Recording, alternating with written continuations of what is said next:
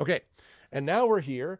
My son and I are here to bring in the Game of the Year show. I am very excited for this, and I hope you folks are as well. Mario Kart. Mario Um, Kart. It gotta be Mario it is Kart. not Mario Kart. Aww. I do have to think about where I want to place the room, though. I'm going to have to, because the room is the final game to fit. That's why I played it first.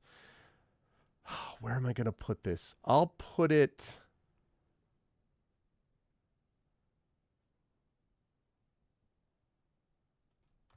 I'm going to put it here. Okay, now. So, marking down now.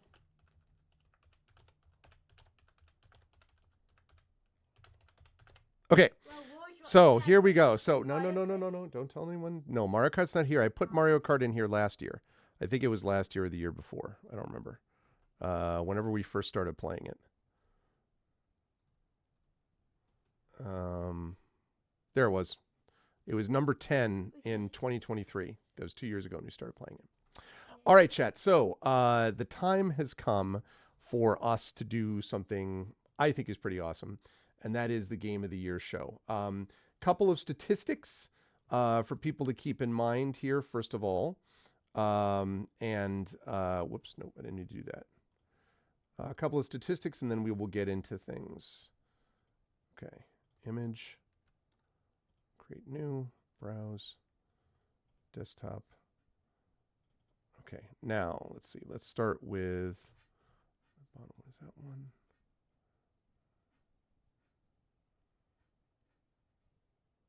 Okay. Right. Okay. So, a couple of quick notes, first of all, about this that we're about to do. So, the just a couple of statistics. As I mentioned, I played 26 games this year, both on and off stream. But there's only one game. Now, previously I've had more games like this off stream. This year there's only one game that I've really played off stream that I wasn't playing before. Now, my son just talked about Mario Kart, which we continue to play. But we have played both that and Jamboree, Super Mario Party Jamboree. We've played on stream. Yeah, we have. We played it on stream. We played it with before we did it with Holiday. Which didn't I? Mario Kart? No, Mario Party Jamboree. Oh, well, you're wrong about that. I did put it on the list. You shall see. It is on the list for this year. I will show you in a minute. You got to wait for everyone else. So we're going to rank from bottom and we're going to move all the way up to the top. Only one game was played off stream. I did, however, have more new games this year. In previous years, I've had 6 new games. 2023, I had 7. 2022, I had only 4. 2021, I had 1, 2, 3, 4 in 2021. In 2020, I had 1, 2, 3 only in 2020. 2019, 1, 2, 3, 4 in 2019. And then 2018, I think, was the last one where I did the new 1, 2, 3, 4, 5, 6, 7, 8. Okay, so I played 8 new ones in 2018. So this is the most new games that I have played. Brand new, I mean new that came out this year. New games since 2018. So it was a banner year for new games in terms of what we played on the channel. 9 new games, 1 off-stream game. And I did not play any clankers here. I did not, and also any clankers that support AI. I did not play any clankers this year. These were all pretty good, but some of them just sort of ranked lower than others, not because they were negative, but just because it was the way that it went.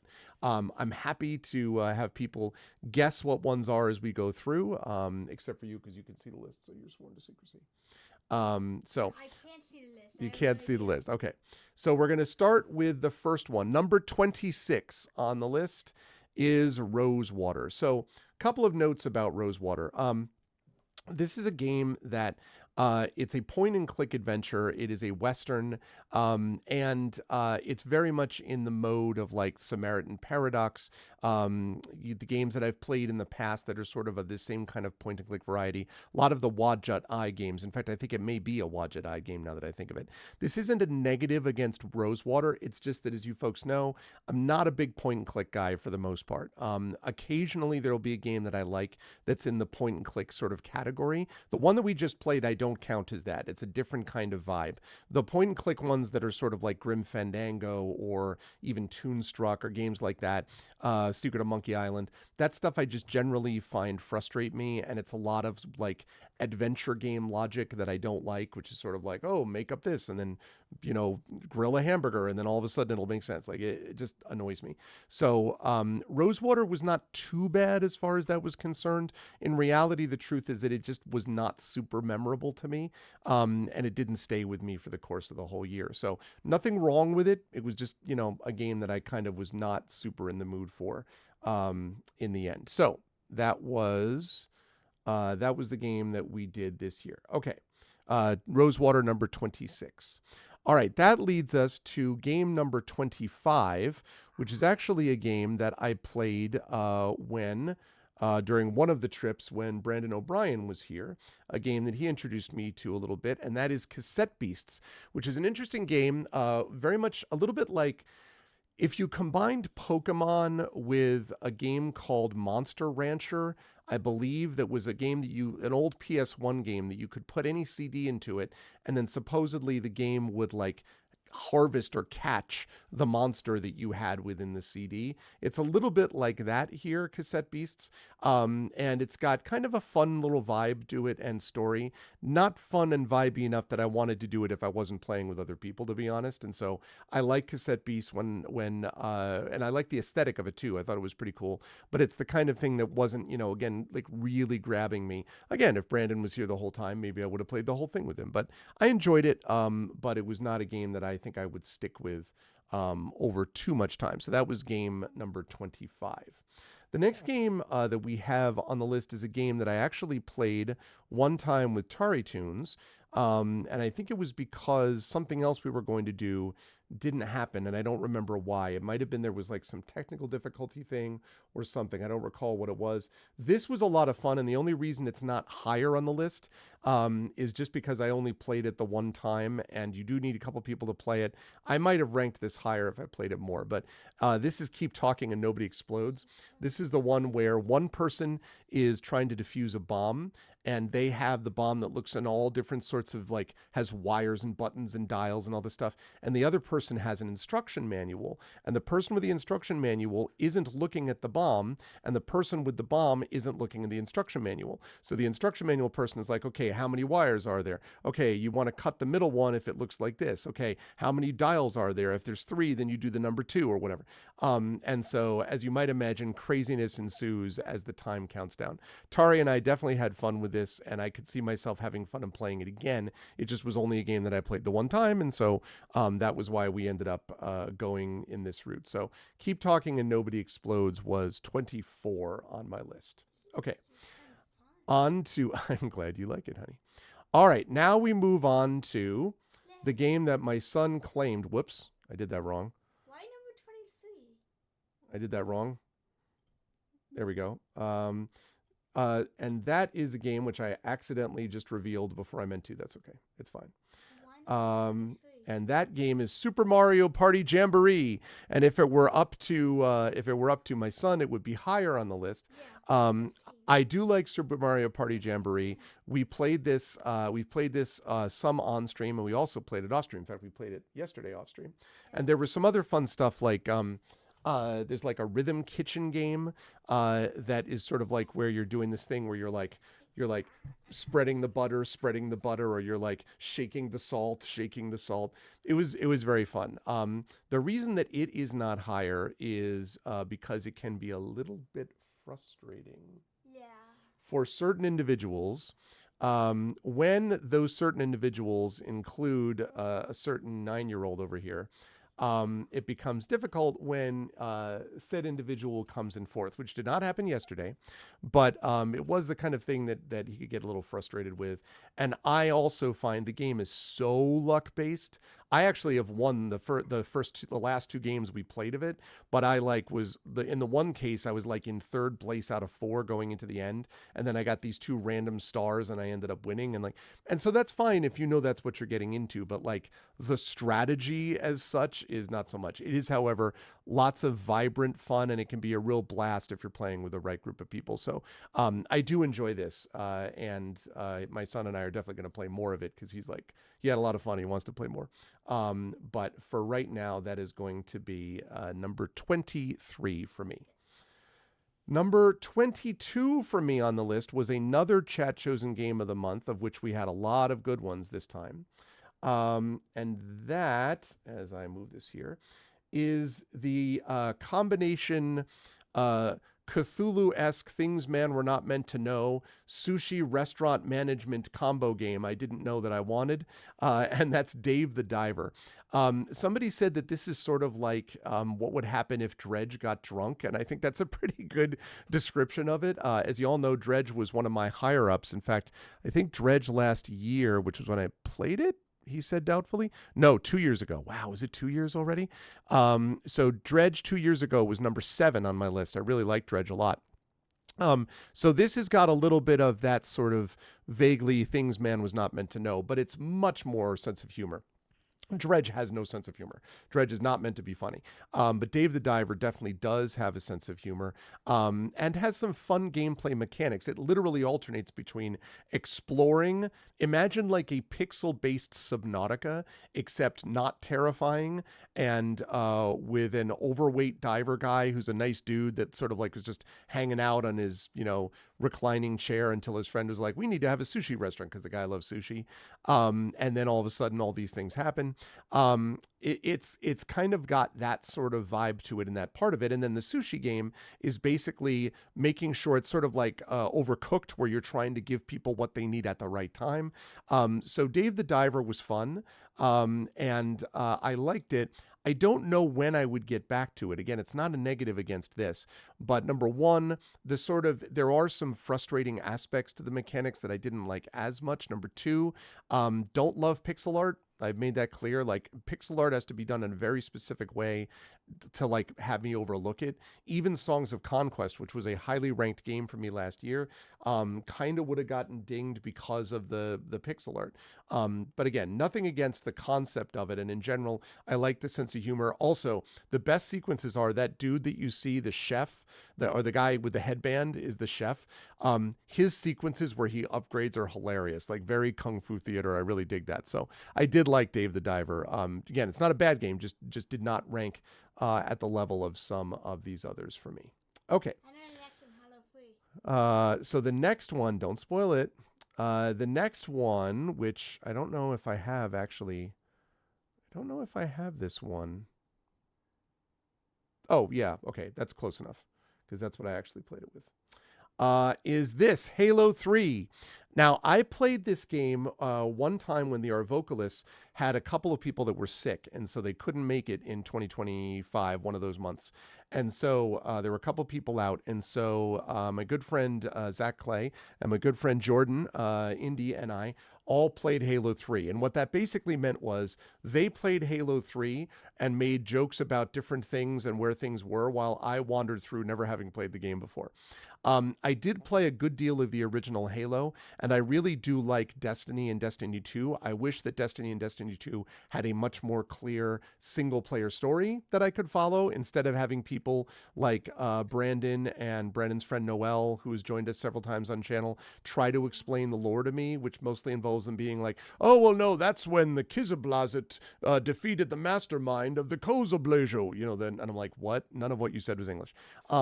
I would have preferred to have a more clearly definable story, but it is what it is.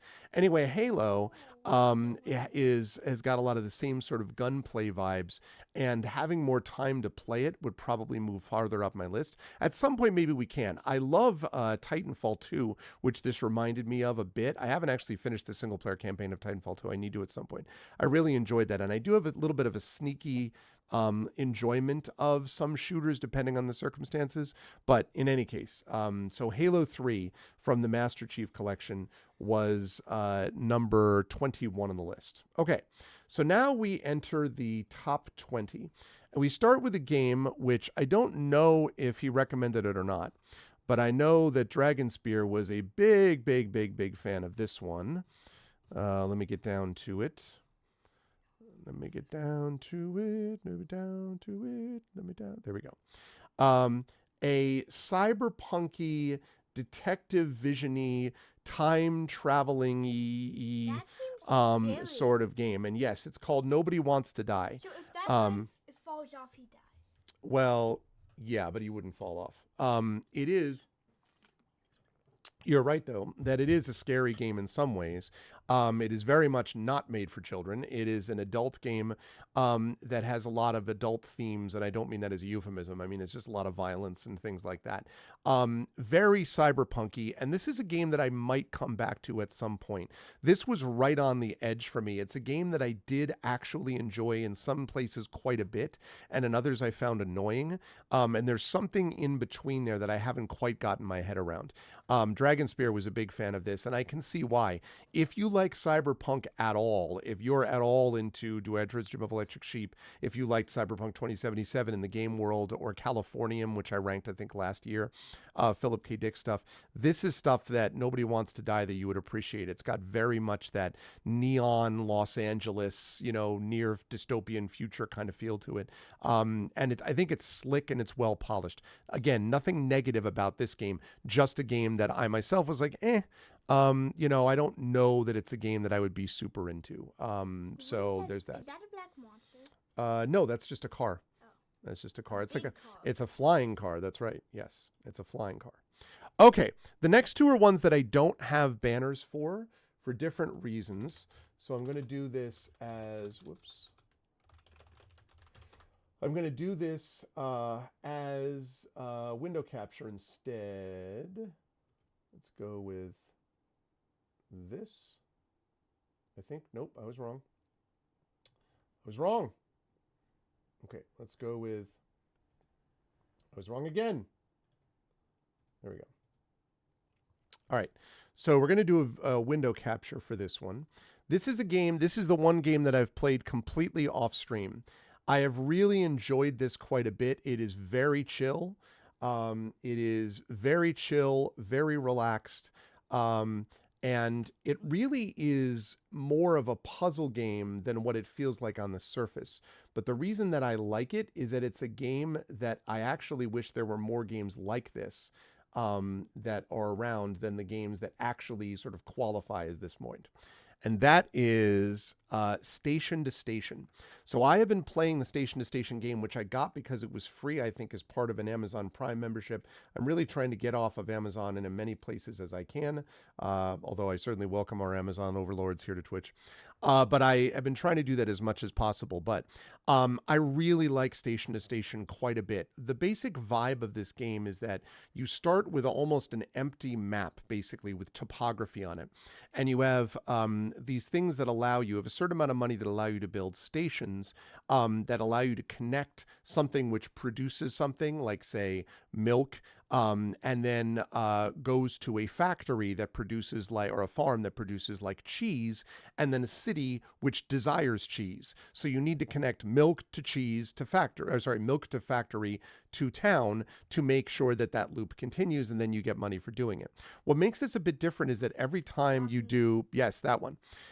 Every time you complete a route and you get more money, you also open up more cities and build more areas. There are more areas become available to build upon. So you build more factories and you can build more stuff that opens up. And over time, you try to make super efficient how you're using your various cards and stations and money so that you can not just get through the level, but that you can actually get through by having achieved certain there's a star achievement if you use no bridge cards throughout the course of that particular level, for example, or a piggy bank one for being really doing everything below a certain amount of money that you actually take.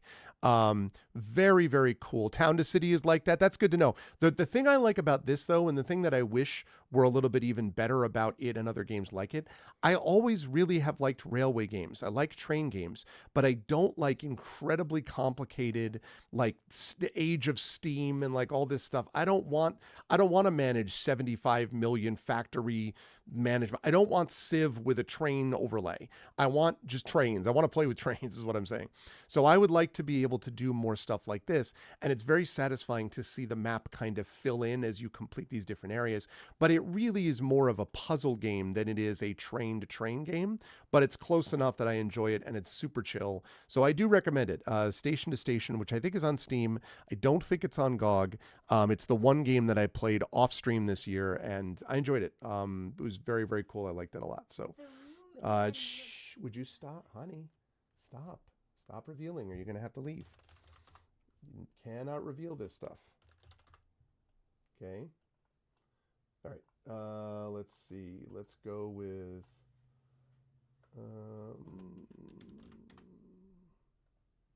okay. Like that. Okay. How is that doing? That's pretty good, I think. All right. So, number 18 on the list, and not at all revealed by someone who was sitting right next to me just a second ago, is The Room. It's the game we just played. I wanted to give this a try, and it still fits. It still happened in 2025. I like this a lot. It very much reminds me of House of Da Vinci. It's even a little less annoying than House of Da Vinci can sometimes be.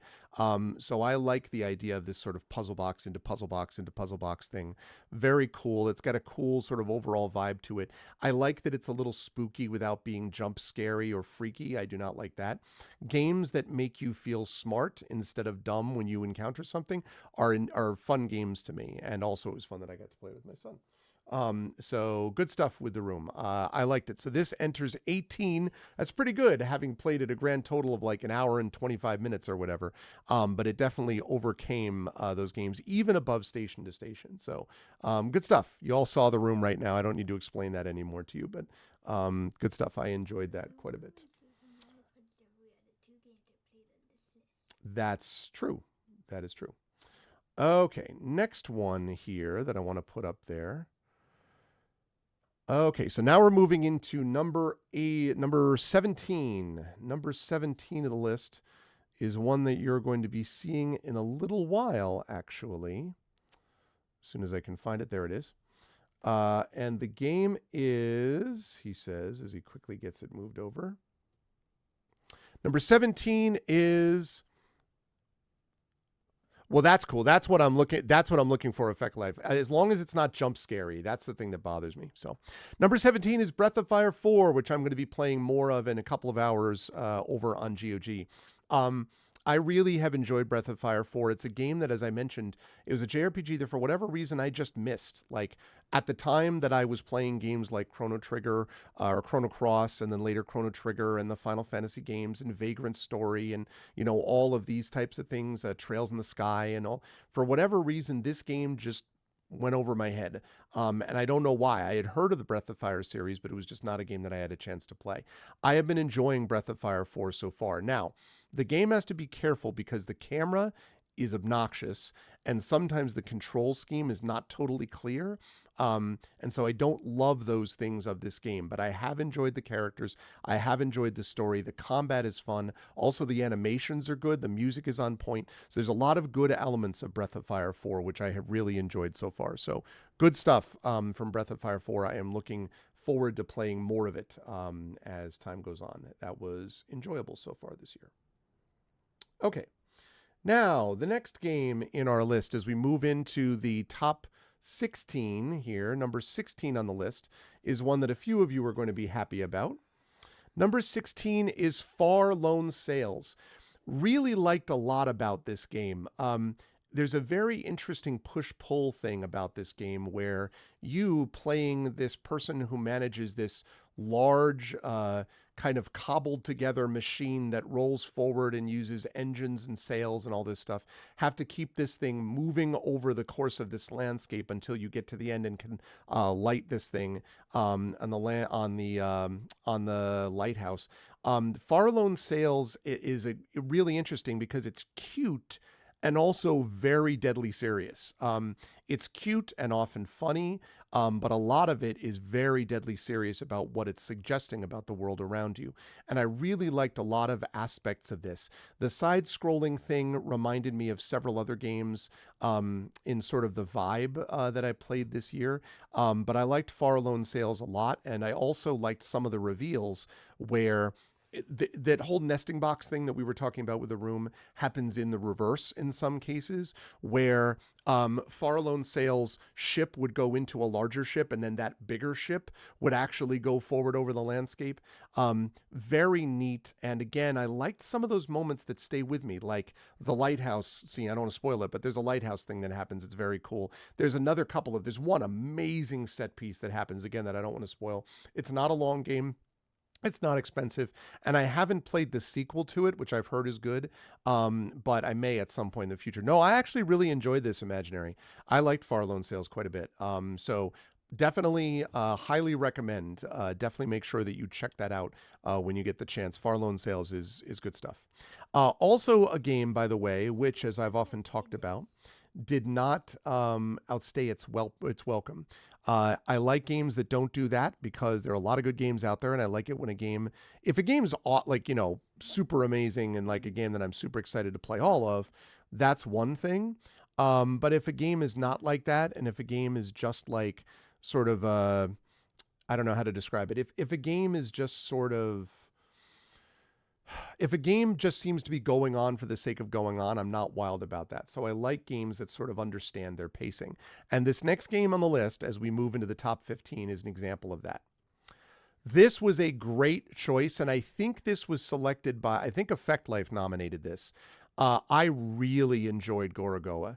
In fact, it gave me some of the same vibe that we just got from The Room. There's a kind of elegance to it that I really appreciated, and what I also liked about it was the fact that that elegance also meant that you just play it and then you're done with it. Like, it was a few hours. I actually played it. It was the last stream, I think, before I went to Gen Con in August. And so and the art was lovely. And the perspective, the fact that it works with your perspective to sort of change the way that you look at things and look at the world around you was really, really interesting. Highly recommend Gorogoa. This is a game, I think many games can be art, but if I think about games that are really rising to that level, Far Alone Sales is definitely in that category, but Gorogoa, just as a visual piece, is gorgeous. Gorgeous. See what I did there? Anyway, Gorogoa is really, really cool. I liked it a lot. Highly recommend. Definitely check that out again. All right. Now, the next game, as we move now onto number 14, is a game that I really liked because I really like this series of games, and I'm going to be doing more of that as time goes on. But it did not rise to the level as much of the other gold box games we played on stream. That is Dragonlance Champions of Krynn. Now, I really liked Dragonlance Champions of Krynn, and I like this method and this strategy, and we'll do more of games like this over time. But Champions of Krynn was very, very cool. But again, it was sort of going down that same avenue of what we've done before. Oh, you should definitely try to remember to nominate that Effect Life. I think you may have mentioned that before. I did like that perspective stuff because it was also not deeply frustrating. It was a good combination of things. I don't know. Gorogoa like really nailed a lot of things for me. But Champions of Krynn was very, very cool. A lot of, again, some very cool moments and pieces. Very different kind of game, obviously. No one is ever going to forget about the artistic style of something else from a game like this. But there's a really cool, enjoyable, comfortable vibe for me in playing the Gold Box games. And I am going to play the other Gold Box games as we go down the line. In fact, this, Champions of Krynn, right there, was the inspiration for me to suggest to the Infinity and Beyond crew, which they have agreed to, of after they are finished with Eberron, which will be happening sometime in spring of next year, moving on to Dragonlance, the Dragonlance Shadow of the Dragon Queen game. So super pumped about it, about playing that. I really liked the Dragonlance stuff when I was a kid, and I'm excited to be able to do that. So this was really an inspiration in that regard. I really liked it. I imagine there'll be some more Gold Box games in our future in 2026 as we move into it. So number 14, Dragonlance Champions of Krynn. Okay, lucky number 13. Lucky number 13 is another, you think it's unlucky? Is a is another game that is in the D&D category. And that is, where did it go? There it is. And that is a game which is technically not a game on its own. It is an adventure for it, but it is very, very different. This is by Luke Skull, who did some of the other modules from Westgate, Mysteries of Westgate, and so on from Ossian Studios. This is Doom of Icewind Dale. Really liked Doom of Icewind Dale, which I was able to play. And there are other ones. This was originally going to be a bigger adventure, I believe, but then he decided that he was taking too long, and so he decided to release it in pieces, which I think is a good call because, quite frankly, this game is long enough as it is. Again, not perfect. Some of the jankiness of Neverwinter Nights still comes through. There were elements of it that felt a little bit forced because you're trying to fit the square peg of your story / mechanics into the round hole of what Icewind Dale represents. So there were a couple of like weird difficulty spikes, and I don't think it's because he doesn't know what he's doing. I think it's because the game doesn't necessarily sustain it as well as you might expect. But it is pretty impressive that a game which came out back in 2000, something like that. Neverwinter Nights is like 25 years old at this point, I think, that a game like that is still able to produce good adventures like this that we like in the year of our Lord 2025. So I really enjoyed Doom of Icewind Dale quite a bit. And this is the first, Rosewater was a new game, I should have mentioned that came out in 2025. The second brand new game that came out this year was Doom of Icewind Dale. So really enjoyed that. That was good stuff. So Doom of Icewind Dale. Okay. Now we move into number 12. Did you now looking at that? Okay. Now we move into number 12. Come on. And number 12 is a fun game called Cryptmaster. This was with the guy that basically where you type out things to defeat people, and you have the narrator form of Cryptmaster going along with you and basically being mad about, what you're doing because you're supposed to be better undead than this, stuff like that. So Cryptmaster was what this game was. I have to say this is an interesting scenario because this game reminded me a lot of an older game called Paper Sorcerer, which I streamed a number of years ago, and I think it does a lot of things very well. However, the one thing that I'll say that doesn't work as well as I might hope in a game like that is that the game, I think the game, like when I first played it, the first couple sessions, I was like, oh man, like this is headed for top 5. Like, I mean, this is, but then the game started to get a little tedious. Some of the stuff you have to do in terms of the backtracking, in terms of like finding the right things so you can have the right sort of power to be able to create the things that you need for it's a little tedious. It's a little frustrating. The mapping isn't amazing. Like there are some aspects of it that sort of are frustrating, and I think they don't need to be. And the other thing is, and I hate to say this because I do think that the narrator is clever, but I don't think the jokes that made by the narrator are quite as clever as the narrator thinks they do.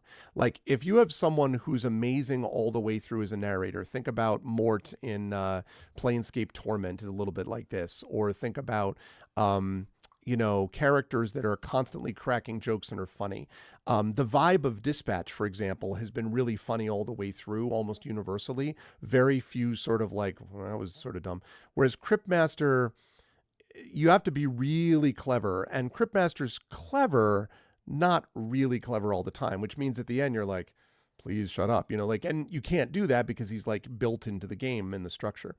I felt like the game was almost better as a proof of concept in some ways about what you could do if you had it go a little bit less time, if you made it a little less tedious with a little bit less of the backtracking, and pumped up the clever on the jokes, a little bit, then the game would definitely rise even further.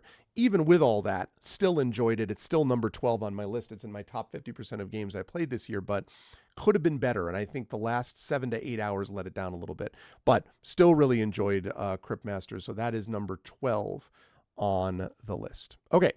Last game, which just missed the top 10, number 11 on the list, is another Chat Chosen game, which I ended up finishing. A lot of these Chat Chosen games I finished.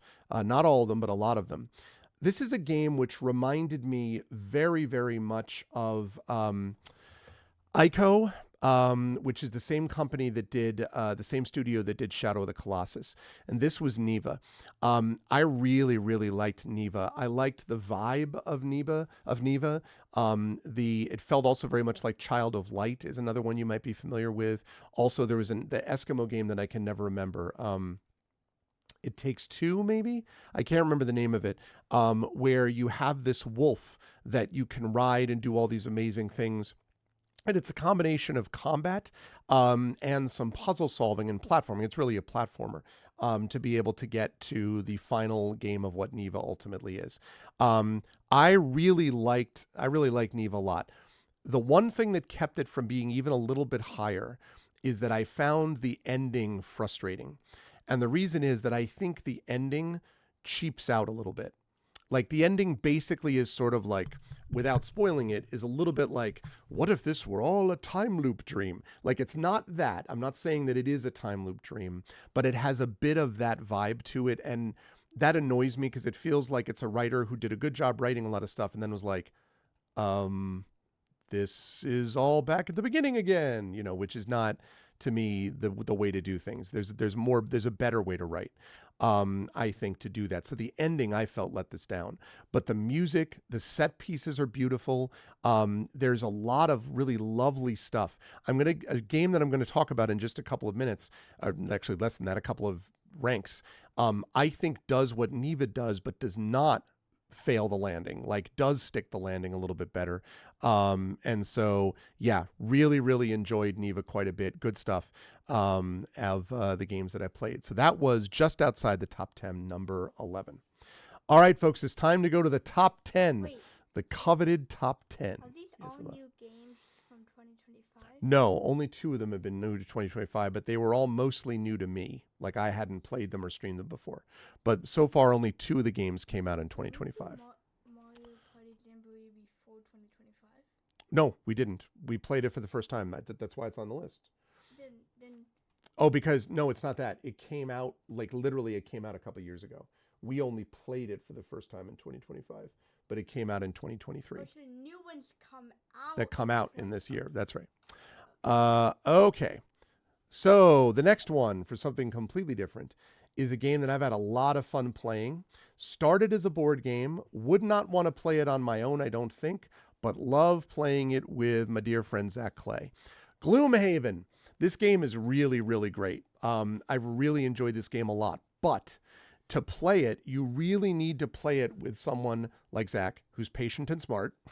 You need to play it with someone who's patient and smart. You need patient and smart people to play this. And you need to recognize that although it's a really great story and the theme's great, the game is very much a slow burn and very much a burn in the sense that it's not a chill, it's turn-based, but you have to do a lot of thinking. It's not super forgiving. If you screw something up, you just screw it up and it can cost you. So you really have to think through your moves and your turns. And that's one of the reasons why it's a game that, although I like it, isn't higher on the list. But in a lot of ways, the different character classes, the different story elements, the different items you get, the way in which it builds the world, and especially the fact that it's cooperative, and I love co-op games, makes this a game that's a blast to play. I can't imagine wanting to do this in a board game context and having to do all of the board game stuff with all of the cards and the fiddly bits. That would feel very much to me like Arkham Horror, which I have back there, which I'm sure I have never played a game of Arkham Horror where we didn't mess up a rule at some point because there's just too many rules to remember. That's one thing where having something like this, where the game keeps track of the rules for you, the computer can, is super helpful. I like Gloomhaven a lot, though. I highly recommend it, especially if you have friends that you can play it with, and especially if you like a sort of real brain burn teasing thing and you like fantasy themed stuff, which I obviously do, then Gloomhaven is definitely up your alley. But go in with no illusions. It's a game that definitely is going to require you got to think if you're going to do well with this. All right, that leads us to number 9 on the list. And this is a game I was talking about that actually does stick the landing. And part of it has to do, I think, with the people that are actually putting it together. At least I think that's part of it. Sword of the Sea. this game has so many good things to recommend it. So many good aspects to it. First of all, Sword of the Sea is done by some of the same developers that did Journey, and it shows. It is a beautiful game. I mean, just graphically gorgeous. There are so many beautiful elements also to the concept of the game as you're restoring kind of water to this drought-stricken world. It is not a complicated story. There's not an enormous amount of role play or nuance unless you think of playing a sentient construct that rides a sword like a surfboard is role play. If you're into that, hey, listen, more power to you. But it's a beautiful game. And it reminded me also, besides Journey, it reminded me a little bit of Echo the Dolphin in terms of some of the freedom. Also, how many games do you get to ride a huge dolphin and then get to ride a huge shark? I mean, like, that's pretty awesome. The game is really, really lovely.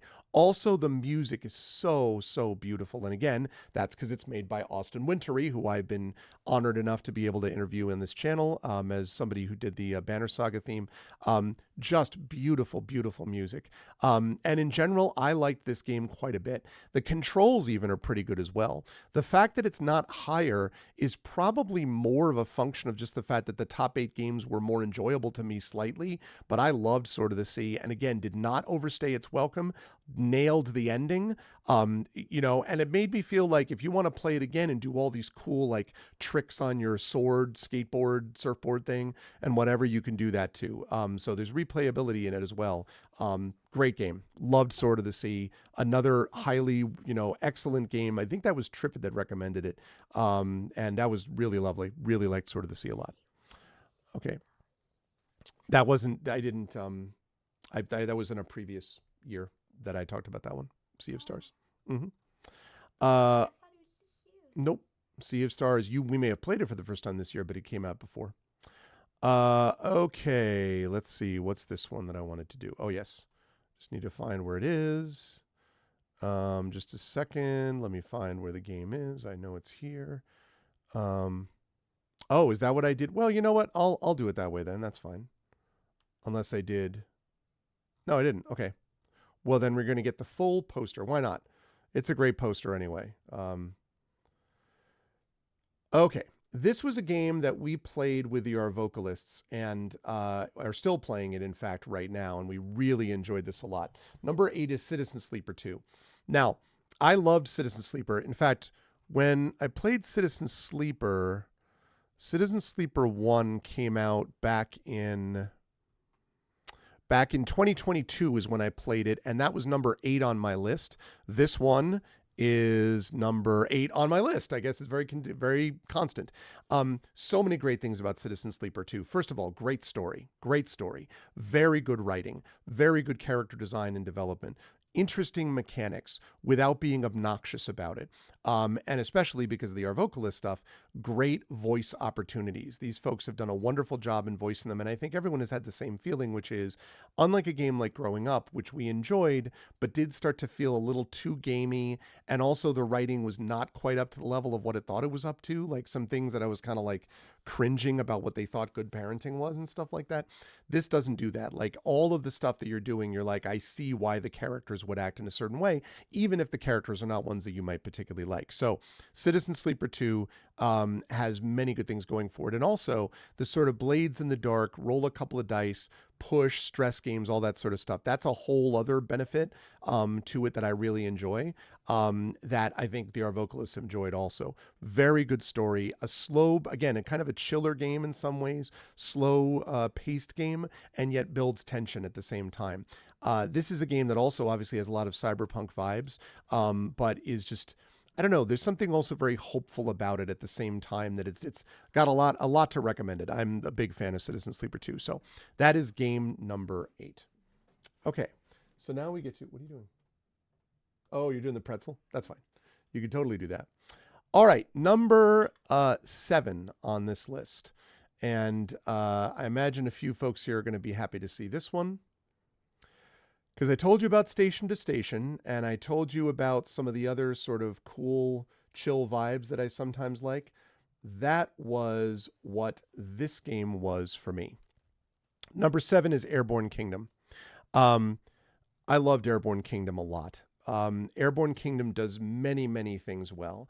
Again, a really great story, a really great fun gameplay mechanic, a really sort of good city building mechanic that causes you to have to think about balancing things, but it wasn't so micromanagey that it sort of makes me shut down. This is my problem with a lot of the new 4X games, honestly. Again, nothing wrong with those games, but it's too micromanagey, right? Like I like Heroes of Might and Magic 2 and even 3 somewhat because there's some micromanagement, not an overwhelming amount of micromanagement. Airborne Kingdom is like that as well. And the fact that you're also learning about the story, learning about the world, and there's also just something very cool about having a flying city go from country to country and kind of unite the worlds again today in the current standard as it begins. Really loved that. And there were a lot of elements to it, even sort of the little model making concept of like little planes taking off and flying down and harvesting stuff and then coming back and landing on this stuff, even if it was pretty ridiculous to imagine how they would land on a city like this. Yeah, absolutely loved it. I think it was You Imaginary that nominated this, and Airborne Kingdom was great. I really liked Airborne Kingdom a lot. Highly recommended. Again, it does require thinking. It does require management. It is technically real time, but you can pause it, and it's not tedious. It never felt tedious to me. And it was a game that did not last, forever, but it wasn't a 2-hour game. I mean, I think we probably spent, I don't know, 12 to 14 hours on it, maybe. I think it was like maybe 5 sessions that I played over on GOG of this game on Pen and Pixels. But yeah, no, I loved Airborne Kingdom. Excellent game, highly recommended, available on GOG, coming to a GOG near you. I'm already there at a GOG near. Did that just say KP? Who's KP? KP is one of the people that plays in the Art Vocalist with me. I don't know him. I think you've seen him though, but you may not remember it. Okay, number 6 on this list, and I have to say, in most years this probably would have ended up in the top 5, but just got outflanked by games that I liked a little bit better, but not because of anything wrong with this. Strange Antiquities was great.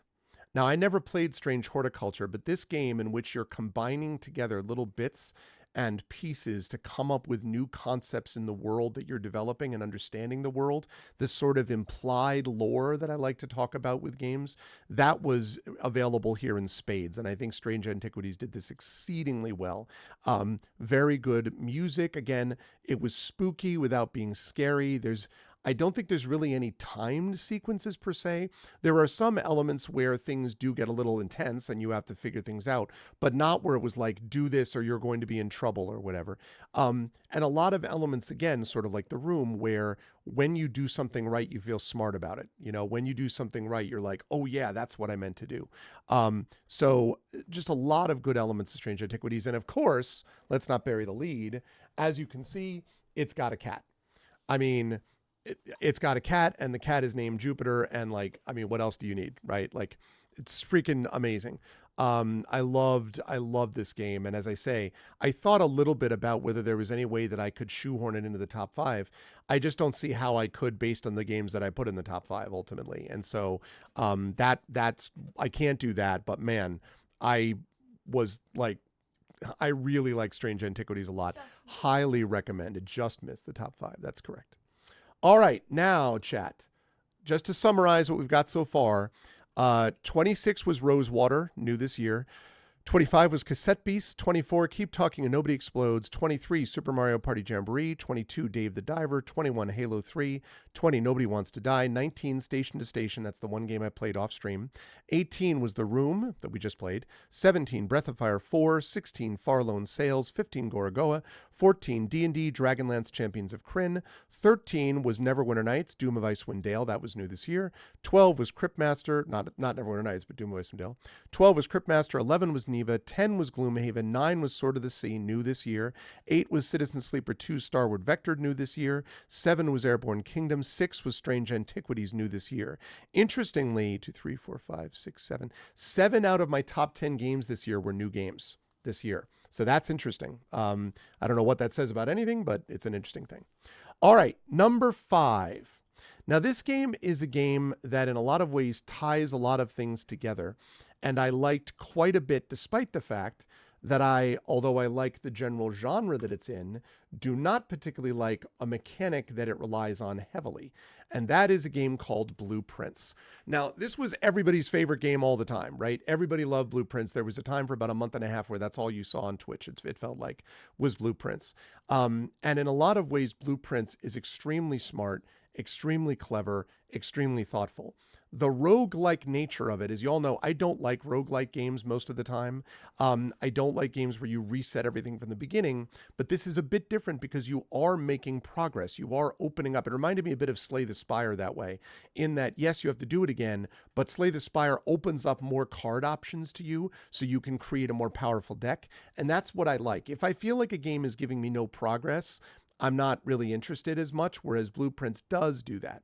Also, Blueprints has a very interesting world and very thoughtful sort of construction of rooms and design. The music is on point. A lot of the stuff is just very neat, and there is a darker and more intense and complex story involved in it that got down there. But the reason the game doesn't end up higher for me is that Blueprints is a game, I think, that suffers from its pacing. I think that Blueprints puts way too much in the just play it 700 more times and you'll figure this part out. And there comes a point where, frankly, I've got too many other cool games that I want to play, right? Like, I enjoy Blueprints, but I don't enjoy it so much that I want to play another 5 hours so that I might get one more part of one aspect of puzzle that doesn't, like, I didn't enjoy it that much where I would get it to that level. And I felt, especially as we went on, like, I felt when we hit the last room, I was like, great. I didn't feel any inclination to keep playing. And I'm aware, everyone told me like, oh, but there's all this extra story. I'm like, yes, but I don't want to spend another 5 hours so I can get another 3 words of this multiple paragraphs long story. Like, in the end, it's not that, it doesn't hold my attention enough for me to want to do that. So again, I liked Blueprints a lot. That's why it's in the top 5. I think it's very clever. I think it's clearly going to be very influential on later game design. I think it does a lot of things well. It reminded me of the board game Mystery Mansion that I have, an old board game where you move rooms around a map and stuff like that. Very interesting, good story. But it just, in the end, it's a game that I wish understood its own pacing and understood what it does and doesn't do well. And I don't know that it totally gets that as much as it thinks it does. But again, we're kind of nitpicking at that point. It's top 5 for a reason. It was very good. But that is number 5 for me. Number 4. Yes, baby. Can you what? Could they see it? No, they cannot see that. I wonder how. Number 4. Number 4 is a game that I've had an absolute blast with, and that's Dispatch. I adore this game. I think the writing is exceptional. I think the story is well done. I think the characters are well designed. I think it's actually kind of a fun gameplay mechanic. I am shocked, actually, that I liked this game as much as I did. Not because I thought I would enjoy it, right? Just as I thought, I played Cryptmaster and I'm like, oh my, this is going to be top 5. This is a game that when I first saw it, I'm like, I bet this is going to be like those one and done deals, because it was going to be way too much profanity and it was going to be all cynical, which is not my vibe. It is not cynical at all. It is not a cynical game. It is way too heavy on the F-bombs. Like, again, that's the one negative I have. I put the profanity filter on, but it is really not the case that people spend every other word swearing at each other. Like, that is not the case. This is the same problem I talked about with David Mamet. David Mamet's a wonderful playwright until we got to Glengarry Glen Ross, and he thought that real estate agents would literally be dropping F-bombs at 80-year-old Florida retirees. Not if he wants to sell any houses, he won't. No, they don't use that many, and it doesn't make it more edgy. You could literally cut 75% of the profanity of this game, and it would have zero impact on the overall profitability or popularity of the game.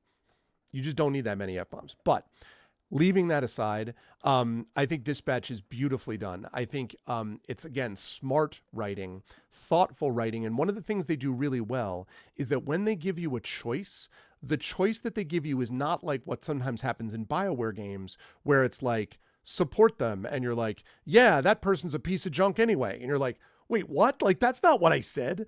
Like, when they say support them like hypothetically in Dispatch, what they say is actually being supportive of the person they're supporting. Like I have not felt at all in this game like something that I chose as an option didn't end up being exactly the option that was given to me. And that is great because it gives me the sense that my choices matter, that I have agency.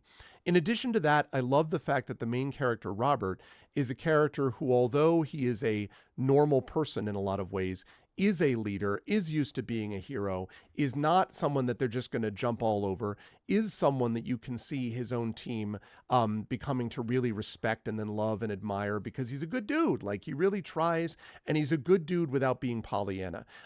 Also, I love all the characters in this game. Like I have not run into someone with a backbone. I haven't run into a single character in this game that I have not liked. I mean, in terms of what they were doing as characters. Shroud, awesome. Like, and Matt Mercer, good work on Shroud. Blonde Blazer, great. Invisigal, great. Royd, who's the dude standing next to you in the picture, amazing. Waterboy, spectacular. Flambe, awesome. Like, Coop, spectacular. Punch Up, amazing. I love Golem. Like every single character, there's not a single character I've run into. Phenomenon, wildly awesome. There's not a single character that I've run into that I haven't been like, this is great. I love these people. It's just beautifully done. I love Dispatch, and I'm really excited to finish it on Thursday. The fact that it doesn't beat the next 3 games is nothing about, oh, it's so good, Effect Life. It's nothing about a negative of Dispatch. I thought about actually switching this with number 3. It wouldn't have been higher than 3, but I thought about it. But I do think 3, I'm pretty confident is number 3 here. But Dispatch is great. I really, really liked it. So highly recommend you check it out and play for yourself. And then it's also fun to watch other people play it and see what choices they make. So, all right, that is number 4. Now we get, okay, sounds good. Now number 3. Number 3 on the list is a game which was a long time in the coming. And it is an example of a couple of games that have been sort of a long time in the coming. But it's a game that when I first played it, won it, and didn't really much like it. Very different story this time around. And that is Elder Scrolls 3 Oblivion Remastered. They did a very, very, very good job with this remaster. A lot of quality of life improvements, a lot of things that just sort of change the game substantially, make it where the first time I played Oblivion some years ago, I was like, this time around, very, very different. I really enjoyed this. No, I do not mean 4, I mean 3. Dispatch was number 4, and Oblivion was 3. Did I miss something? 4, 2, 3, 2, 2, 1, 20, 19, 18, 17, 16, 15, 14, 13, 12, 11, 10, 9, 8, 7, 6, 5. Yeah. 5 was Blueprints. 4 was Dispatch. 3 is Oblivion Remastered. I think. Did I miss something nonstop? Yeah, number 3 is... Oh, Elder Scrolls 3. Sorry, did I say that? Maybe I did. I think I said number 3, and maybe that came across as Elder Scrolls 3. No, this is Elder Scrolls 4, as you say. Really loved Oblivion quite a bit. And again, I think... Not only do they manage everything in terms of the sort of the graphics and everything else, but it did give you this sense of this larger world. Also, you get Sean Bean and Patrick Stewart. What's not to like? And a game that I did play before but didn't enjoy like this was really great. And we spent a lot of time on this in the middle of the year. Really, really, really liked Elder Scrolls 4 Oblivion a lot. Also want to mention that it was proof that you can really put a lot into these games and remaster them and not just throw a new coat of paint on it and say that you're done. Again, I wonder whether or not games like Final Fantasy Remake and Rebirth, whether those have not sort of set the standard for the way that people imagine these games now. And so if you're going to do a game like Remastered Oblivion, you can't just like... It's got to really make some changes. Now, this does not remake the game. This is a remaster. This does not remake it the way that Final Fantasy VII does with those brilliant remake and rebirth games, but it is a game that does very well as a remaster. I liked Oblivion a lot. Highly recommend Oblivion Remastered. Good stuff. Plus a lot of mods that are out for it and things like that. All right, that brings us to the top 2. Yes. I did not need to go to the bathroom. I was seeing the dispatch. Yeah, I know. You were saying the dispatch picture had it. No, I get it. Okay, number 2. Now, this game was amazing, and honestly, if the game that was number 1 had not been out this year, it's very likely this game would have ended up being my number 1, partially because not only is it a great game, it surprised me. Hi, Guys Shield. It surprised me on top of it. This is one that was suggested by Prince Justin, Expeditions Rome. I absolutely adored this game. Expeditions Rome does almost everything well. It is a great story with great role play options. It's got great tactical play where the sort of local individual battles that you're engaged in are very, very awesome, with a lot of thought-provoking stuff using action points. It's turn-based, which I appreciate as well. The sort of larger tactical battles are also really neat. There's some camp management stuff, but it's not annoying. There are different campaigns in different areas. This game, I think I spent like 65, 70 hours on. I spent a long time finishing this game, but there was so much good stuff to Expeditions Rome. And a lot of interesting things. Like there's an entire level where you go into like this dream of mortality and you meet a cat, and it's like this, and it's based on the Egyptian god of the dead, and like there's this, but it's also because you had this weird drug. Some things like that where you're like, where did this come from? It is very interesting to me that this company didn't get more success from this. Even the voice acting is all on point. Great set pieces, great designs in a lot of ways, just very, very, very, very good all the way through. And as I say, if this game that came in number one had not come out, Expeditions Rome would have certainly been my number one for the year. And it wasn't a runaway for the number one game. It wasn't a absolute crushing where clearly this game, but it was pretty definitive that I knew what the game was that I wanted to be number one. But man, Expeditions Rome is super good. Also, you can get it on GOG. Highly, highly recommend this. If you like any version of story, gameplay, role play, strategy, like if you like that stuff, this combines all those things beautifully. And I've heard that the other Expeditions games do this in various ways. I've played Expeditions Conquistador. I liked it, but I didn't like it enough to want to keep playing it. I think it sort of had a lot of rough edges. By the time we got to this one, I think they've really nailed a lot of it. So very good stuff. I would love to see a future Expeditions game, which I would definitely play. Highly, highly loved Expeditions Rome. All right, Chad. And so that now is going to bring us to the greatest game of the year. Now, this is a game that I thought a lot about because, it's important to me that I reflect sort of what I think is important to me, but also what my chat really cares about. And I know that this is, let me just transition there.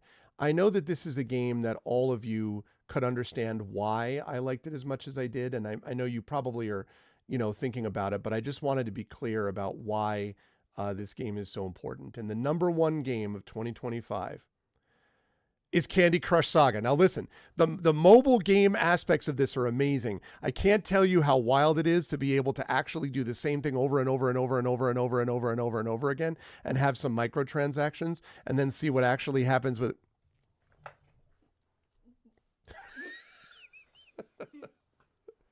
everyone's like, it's like, just kidding. No, that is not definitively the game of the year. God bless you if you like Candy Crush. Finally, the game gets the recognition it deserved. Yes, exactly. That, however, is not the game. Woo! Man, it's you knew it all along. You knew that was the game. That clearly was going to be a game. No, that is not it. Now, this game, I will admit, there is a little aspect of this game would have had to work to screw up in my mind, but it did not do so.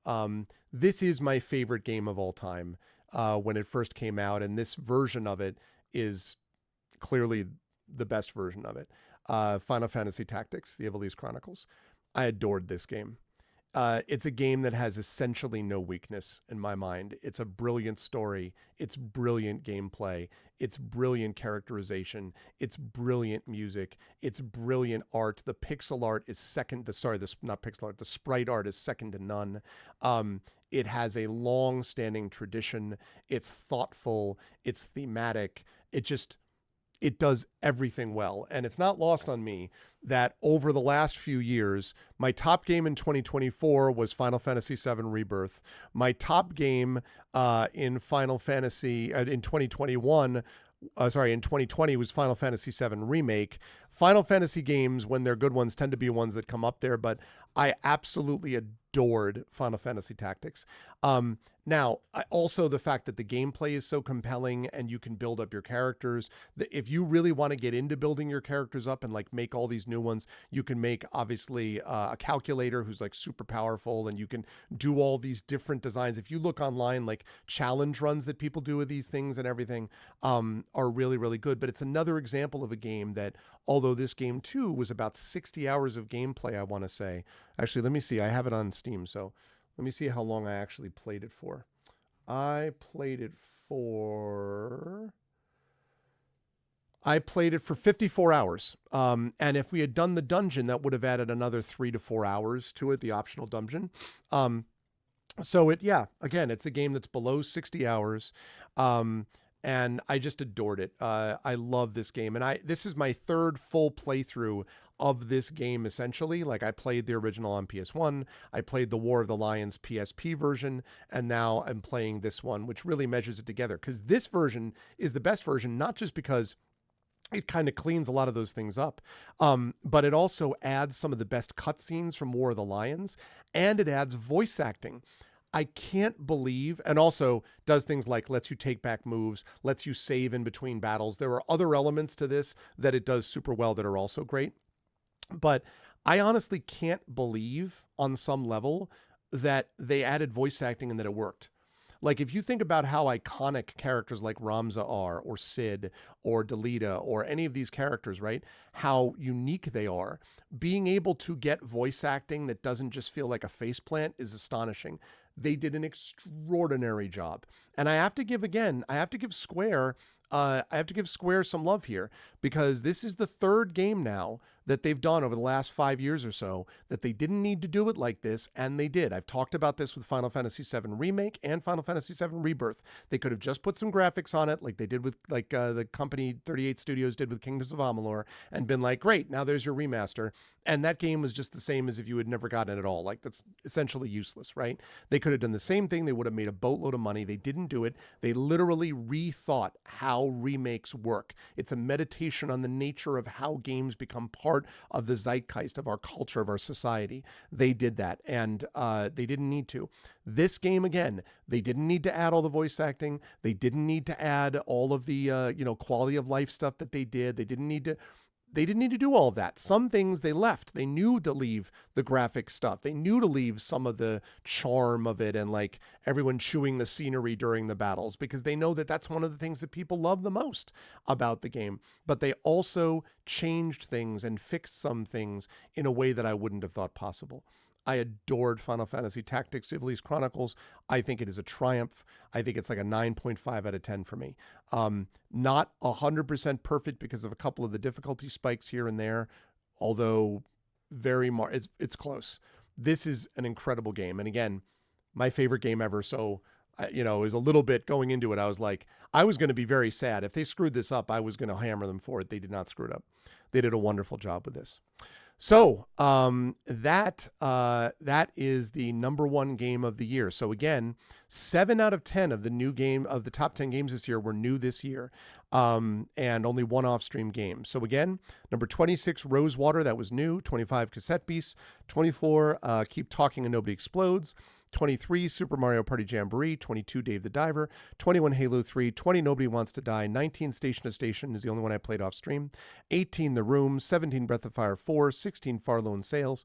15, Gorogoa. 14, D&D Dragonlance, Champions of Krynn. 13, Neverwinter Nights, Doom of Icewind Dale, which was new this year.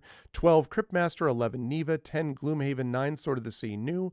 8, Citizen Sleeper 2, Starward Vector, new. 7, Airborne Kingdom. 6, Strange Antiquities, new. 5, Blue Prince, new. 4, Dispatch, new. 3, Oblivion Remastered, new. 2, Expeditions Rome, which was not new, but new for me. And number 1, Final Fantasy Tactics, The Ivalice Chronicles, new.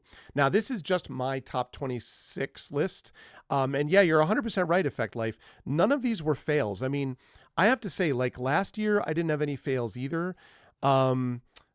The bottom 2 games, the year that I played 30 games, the bottom 2 games were not great. And I didn't love those. Those were kind of fails in 2023.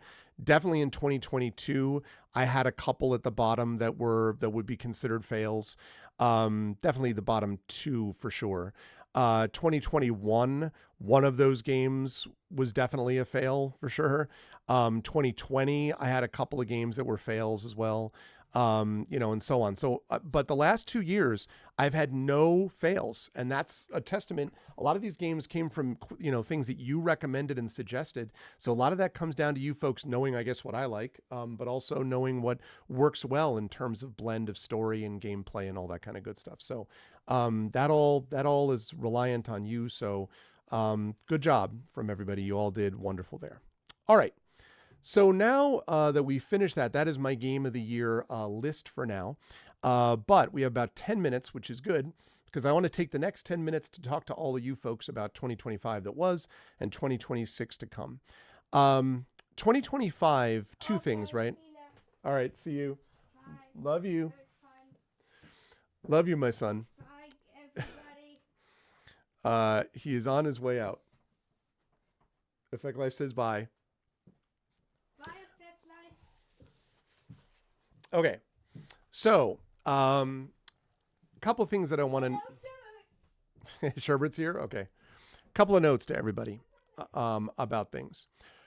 First of all, 2025, and I kind of want to take this into two parts. The world and the channel. Let's start with the channel and my writing and so on. A lot of great things went on in 2025 for the channel. First of all, in the channel in 2025, we passed the $40,000 raised for Damon Runyon. Probably the thing I was proudest of, to be honest. I was honored enough, I don't know if you can see it, but right back there where I'm pointing is a framed now picture of the newsletter, the national newsletter for Damon Runyon that put out this article that featured ArvCon and featured us there as one of the things that was really sort of a morale booster for them in a place where, just realized I had to do something relating to that. In a place where, at a time when they were under attack from a lot of different places, I was extremely proud and continue to be proud of the community response to this and how we've done actual good work. Because remember, as I'll talk about when I get to the stuff about the world, work is not yammering at people about the work. Work is not yelling at people about why they're not doing the work. Work is doing the work. And so it was really lovely that we could do that together. And I'm honored that we were honored that way by Damon Runyon. We also had a lot of beginnings and endings. We had the closing up of the Hearthglow limited run show that I did with Carlos and Claire and Zach and Adam Petrosino that finished up at Sacred Heart. That was an amazing experience, and I was really glad to be able to do that. We had a lot of different remote events that we did. We had our panel on writing about the Canadian and American writing on panel that we did. We had a lot of extra stuff from the community D&D, which wrapped up with Waterdeep Dragon Heist and moved into Dungeon of the Mad Mage. That was really cool. We just had a lot of really great stuff that we did in terms of things for the channel. And on the tabletop front, obviously we continue to go with those things. And I'm going to thank them in just a minute for all of the stuff that they did. So that was amazing stuff from the channel that we were able to accomplish all this year. We were able to have a very successful subathon as well. Arvathon, the third annual, I believe, Arvathon was a big success, which was great and allowed us to do things like support other channels that we were doing and things like that. I really enjoyed that and being able to do that with all of you. So congratulations to all of you for making that possible as a part of the channel as well. Special events, tabletop play, video game play, all of the different things that we did in the channel continue to cement my belief that this is the best community on Twitch. I understand that I'm biased, but it's a community that I really care about deeply, and I'm really grateful to everyone for the support of the channel as we move into now, as we are finishing up I started streaming in April 2012, so we hit our 13-year mark of streaming, and as we move into the year where we will mark our 14th year of streaming next year, that's pretty wild that we've been able to do that. Also, we made episode 500 of Pen and Pixels over in GOG.com this year. So I'm really honored about that too, that we were able to get to that level. That was pretty awesome. Well, I appreciate that, Imaginary, but it's always one of those things like you need people to lead it, but you also need people to be in it. And without that, everyone makes a real difference. Also, I had a chance to do some those breakfast streams, those car maintenance breakfast streams that I do with all of you, and I always have fun doing those as well. So it was a great time in the terms of the channel stuff. In terms of my own writing, we moved things along in terms of Gray Shade. I was really excited to be able to get 2 audiobooks out. We got Gray Shade and the Renegade audiobooks out from Athos with Tren Sparks. And so I'm grateful to both Athos and Tren, and of course to all of you for having done that. The fact that we did, that we sold Gray Shade continued to sell really well, and that we are just about ready to release Gray Shade tabletop role-playing game. And a lot of other stuff was setting up for things to happen. I have stuff that is on the docket ready to come out. I am part of, for example, the game narrative Kaleidoscope being put out by Inkle. I have an essay in there, which is going to be coming out early next year. I've got a bunch of conferences and conventions that I did last year. This 2025, I'm going to have already booked for 2026, which I'm super excited for. A couple of projects that I'm right on the edge of doing, and I'm knocking on wood, and I can't wait to announce them. I can't mention it yet, but soon. I was also great to be able to go and be part of the WorldCon. I was able to be the co-track lead of Craft of Writing along with my good friend Marie Bilodeau. Marie and I were the co-track leads for the World Science Fiction Convention in Seattle. That was really awesome. And so it was great in terms of a writing side. That was really amazing. I am really grateful, and I can't wait. There's so much good stuff coming out. And of course, I almost forgot this. We also got to have a lot of people who visited, including Zach, including Brandon, Carlos, Claire, Adam, Marie. And Marie and Brandon came as part of our first ever storytelling sequence and a storytelling presentation at my University, St. John's. And I just announced recently that there will be the second one of those storytelling events happening in February, which will feature poets Ali Trotta and C.S.E. Cooney and Connecticut State Poet Laureate Antoinette Brimbell. So I'm very excited for all of that. That's going to be amazing. And then in March, Ed Zitron, the legendary Ed Zitron, will be talking with me about generative AI and why it sucks. I mean, that's the spoiler alert, okay? But at St. John's as well. He's a good get. I'm really excited about that too. So woo, it's going to be busy in the spring, in addition to getting Gray Shade TTRPG out, which is going to be happening in addition to the last audiobook, which is Heretic, coming out for that series, in addition to the other writing stuff I can't talk about yet. So, crossed fingers and all that sort of thing. Now I want to talk about real life a little bit. With me, and then I'm going to finish by talking about the world that is to come. So in 2026, you're going to see a lot more tabletop play. You're going to see a lot more special events. We are launching in January the new Community 13th Icon, which is Prince Justin is going to be DMing this campaign for the amazing crew of Mur Lafferty and Kathleen DeVere from Loading Ready Run, and Darcy Little Badger and our very own Triffity Mats. Very excited for that campaign. Drew the Damager is doing the video on this. Oh my God, wait till you see the video that he's doing. It's amazing. So I'm super, super excited for that. And I can't wait to see what happens as that thing unfolds. Community D&D with the Shadow Crew will continue. I love that campaign, being able to watch in on those on Wednesday nights has been really great, and I'm looking forward to doing more of that as well. We will be wrapping up D&D with Infinity and Beyond Eberron Oracle of War, and then beginning, as I mentioned, Dragonlance, Shadow of the Dragon Queen, at the new year with that crew. We will be continuing with Expedition from the Mysterious Peaks. We will also be finishing up with By the Dice Roll. We'll be finishing up Ghosts of Saltmarsh, and we'll be launching a full campaign of My Tales and Tomes, the Forbidden Library. That is a full Forbidden Library trilogy, which is 9 parts long now, actually. Well, it's the Forbidden Library trilogy, and then there's 2 other trilogies. So very excited for all of that. There's going to be a reprint, I hope, of Tales and Tomes, which is now sold out. That's part of the writing projects I can't talk about, but it's going to be great. It's amazing. Also on the channel, we will continue with GOG.com and Pen and Pixels. We will continue to have the Art Vocalists. It was so wonderful to actually meet all the Art Vocalists in person, to be all there in person at Gen Con, and to be able to take pictures and have a great time. And I'm very excited for what the new year is going to bring. Christmas Carol this year was a real highlight. Of course, I love doing the Edgar Allan Poe readings too, but the Christmas Carol stuff was amazing. So again, I'm so excited for that, and so excited for more Art Vocalist stuff. More video game stuff, more Chat Chosen Game of the Month stuff, more D&D with viewers, more Gloomhaven playthrough with my dear friend Zach, and all of that kind of good stuff is going to be great. So I'm excited for all of that to come. Now, a couple of real life things, and we'll talk about the world in general, and then we'll talk about thank yous. So this year was up and down for me personally. It has been up and down for me health-wise. We had, without getting into great detail, we had a couple of situations that happened with heart arrhythmias. You may know that I have dealt with this before. I've been hospitalized in the past for heart arrhythmia twice. The good news is that we now know how to deal with it when it happens.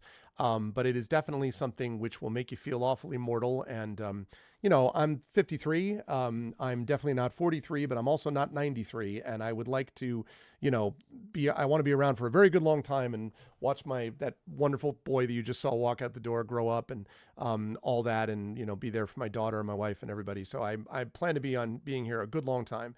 And so really thinking about that has been difficult. And there were other health challenges that happened. There were family challenges too.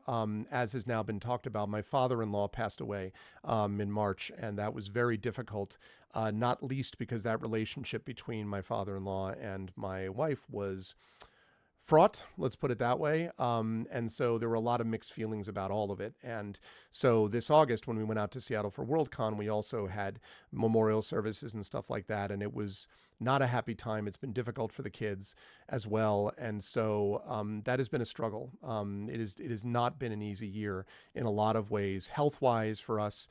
Definitely not in terms of like events happening around the family for us either. There's been a lot of stressors in other ways too. And so that has been difficult. At the same time, there have been a lot of wonderful moments also.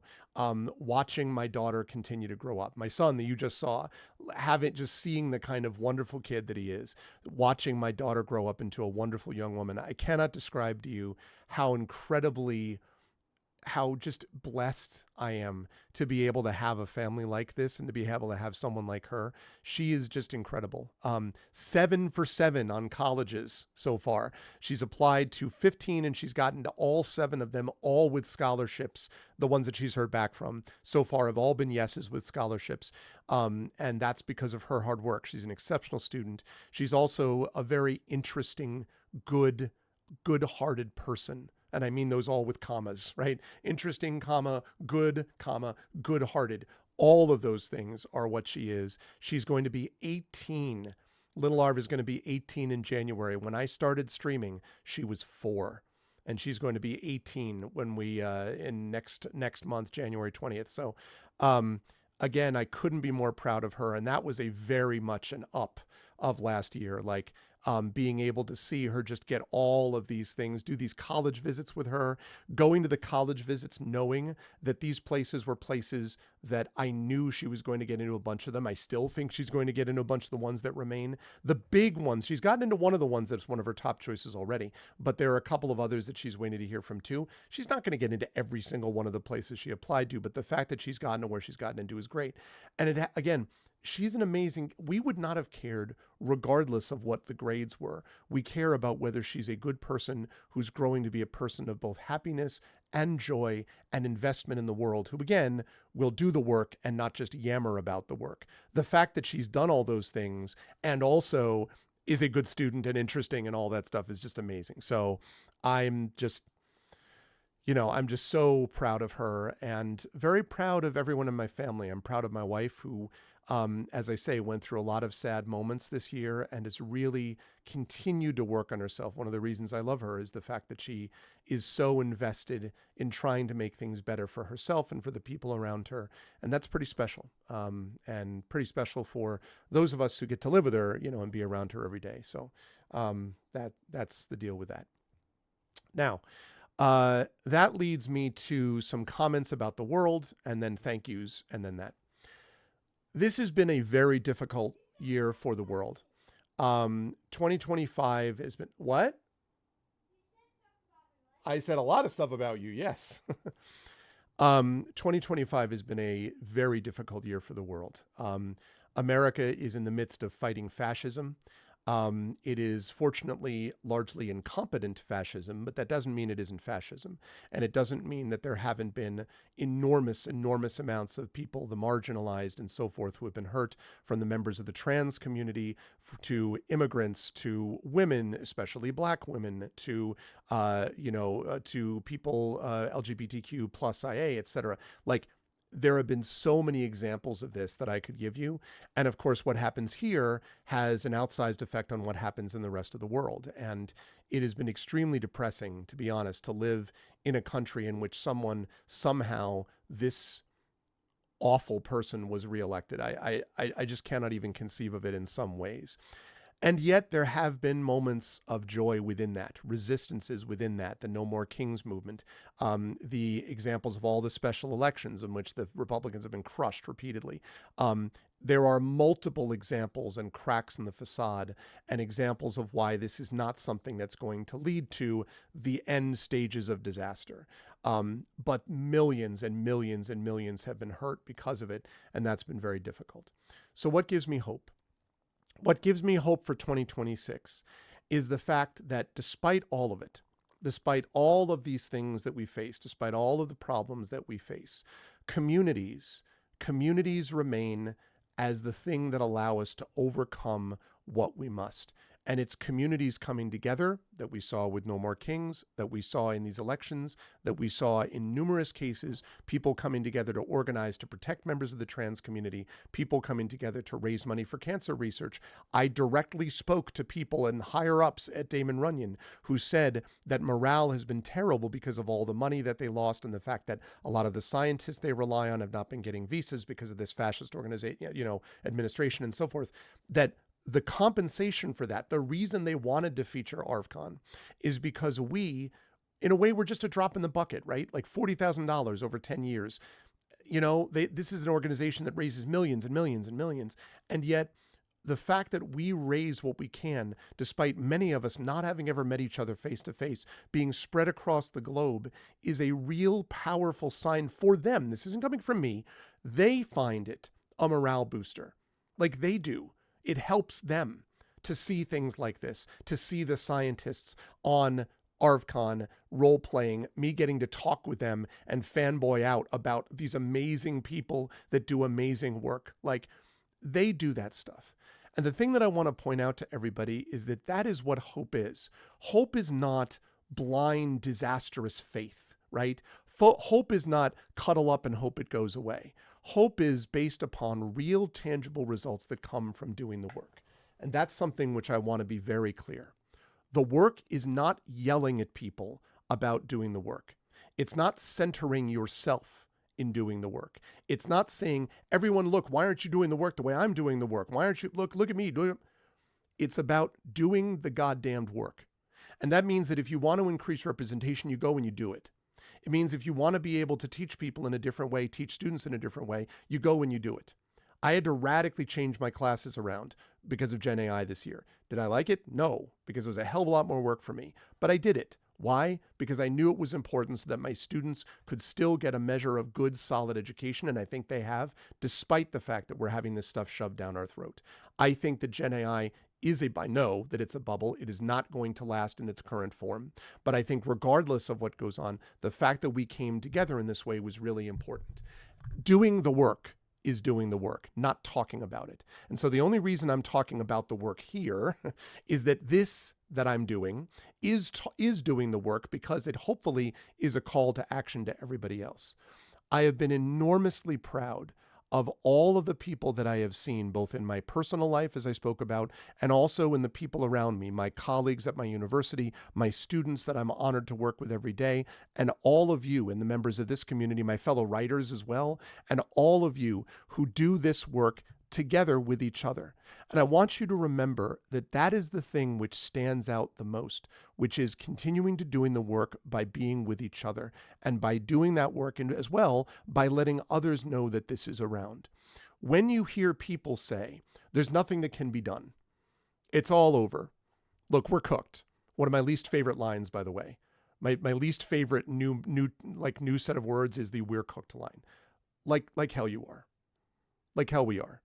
Or another way to put it would be, if you want to be cooked, go ahead and jump in the pot. I'm not planning on being cooked. I don't think any of us are planning on being cooked. Example after example after example. 7 million people came out during a weekend during No More Kings. Those people did not say we're cooked. They said, no, we're cooking. It's time for us to do the work.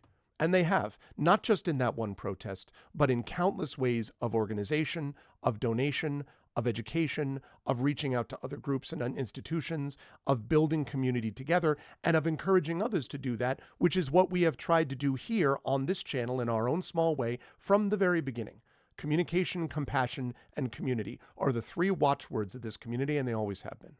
And I have been enormously honored to be able to be a part of that community again with all of you in 2025 during what was an exceedingly difficult year. For anyone who had someone say to you, oh, we're all done. For any one of you who heard that and said, I think we can still do something.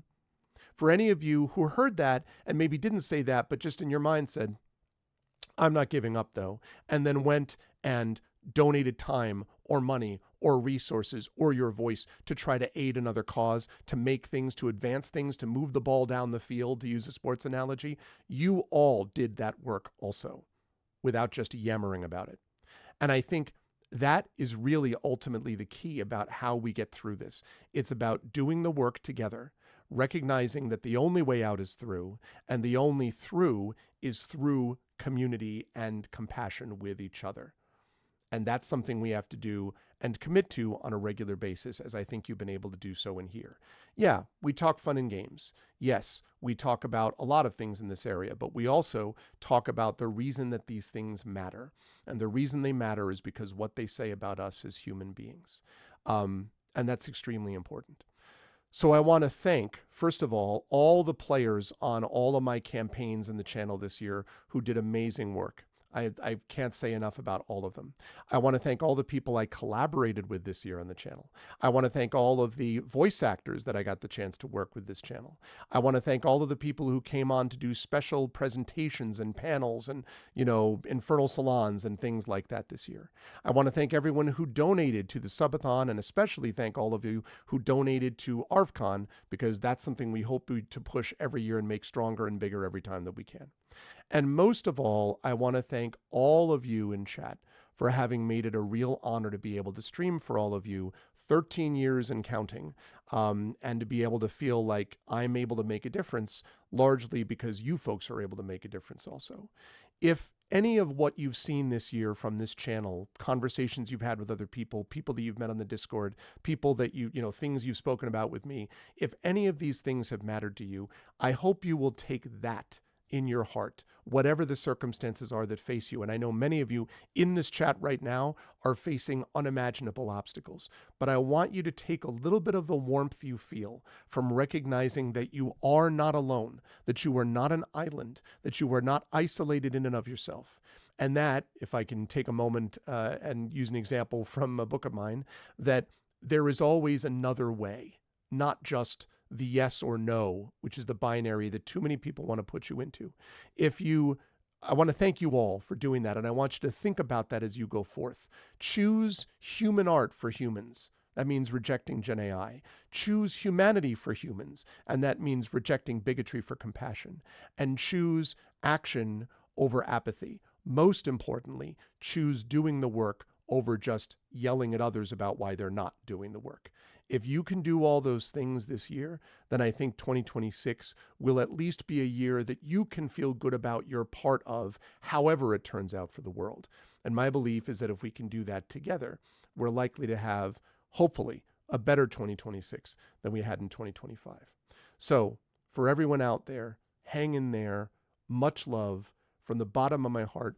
Thank you for being part of this community once again. I will be over at about 45 minutes over on GOG.com with Pen and Pixels playing Breath of Fire 4. You all know how to do all the ways to support the channel, the gift sub packs, all the stuff that I've talked about before. I'm not going to spend time on that today. Please do those things. But thanks to everyone. Thanks to the kids who are asleep and all the raiders too. And thank you all, most of all, for being human beings that have contributed a portion of your humanity to us every time, sharing a part of that humanity with us every time you join us together in community. It means a lot to me, and I think a lot about all of you as you do that. So to everyone in chat today, to Hillness, Effect Life, Nonstop, Imaginary Exponent, A Boring Display Name, Airmaster, Big Boss, Bolland, Butthurt, Defective, Gary, Jagtress, Meshtai, of course the kids are asleep, Takanjia, Valerian Gamer, and Warnerar. Thank you so much to everyone for all of the work that you put in by being here and being a part of this community. I am excited for 2026, and I'm excited for us to do this together. From the bottom of my heart, thank you and much love. May the warmth of the common love we bring to this carry us forward into a new year. And having said that, I'll see you at GOGCom in a little bit. Otherwise, go forth and do the work. And I'll see you folks next year.